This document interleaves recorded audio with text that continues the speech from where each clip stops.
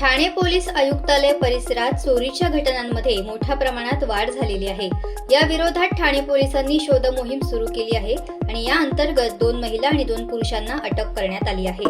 आणि कशा प्रकारे हे गुन्हा करायचे काय सांगा। ठाणे आयुक्तालयामध्ये चोरी, जबरी चोरी, mobile snatching, chain snatching, motorcycle चोरी आणि फसवणूक, बतावणी किंवा बॅगमधून सोने चांदीचे दागिने चोरी करण्याचे गुन्हे दाखल होते। त्याचा समांतर तपास गुन्हे शाखा घटक 1 चे पोलीस निरीक्षक सचिन गायकवाड, पोलीस उपनिरीक्षक शिरसाट आणि त्यांची टीम करत होती, ज्यामध्ये त्यांनी एकूण 24 गुन्हे उघडकीस आणलेले आहेत, ज्यामध्ये एकूण 52 लाखाचा मुद्देमाल हस्तगत करण्यात आला आहे। ज्यामध्ये 32 तोळे सोन्याचे दागिने आहेत, 5 मोटरसायकल आहेत, 1 फायर आर्म अग्निशस्त्र, 1 राऊंड आणि चाकू असं मुद्देमाल जप्त करण्यात आलेला आहे।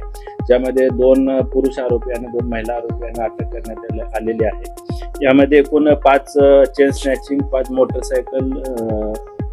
मोटरसायकल चोरीचे गुन्हे, 4 मोबाईल स्नॅचिंग, 1 फायर आर्म आणि इतर 9 चोरीचे गुन्हे असे एकूण 24 गुन्हे उघडकीस आलेले आहेत। ज्यामध्ये सईद खान आणि स्वप्नील माधवानी या 2 आरोपींना जबरी चोरी, मोबाईल स्नॅचिंग, चेन स्नॅचिंग मध्ये अटक करण्यात आलेली होती।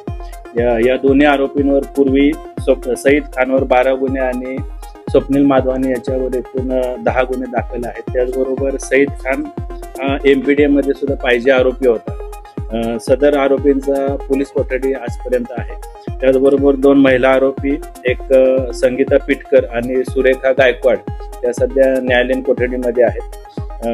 या आरोपींनी केल्याचे निष्पन्न झालेले आहे। त्या गुन्ह्याचा तपास गुन्हे शाखा घटक 1 ची टीम करत आहे। महिला 2 आरोपी आहेत। या बस स्टँड परिसर असेल किंवा इतर मार्केटच्या परिसरामध्ये बॅगमधील सोन्याचे दागिने असतील, मोबाईल असेल किंवा इतर मूल्यवान वस्तूंची चोरी करायची। तर कशा प्रकारे टार्गेट सेट करायचे आणि कशी म्हणजे टार्गेट असायचा हे कशी मोडस होती?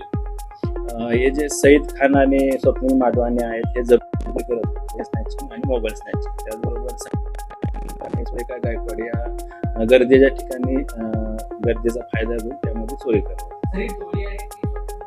स्वतंत्र आहेत, दोन्ही वेगवेगळे आरोपींचे गट आहेत। अजून आरोपी निष्पन्न होण्याची शक्यता आहे। त्याचबरोबर अजून देखील काही गुन्हे उघडकीस येण्याची शक्यता आहे।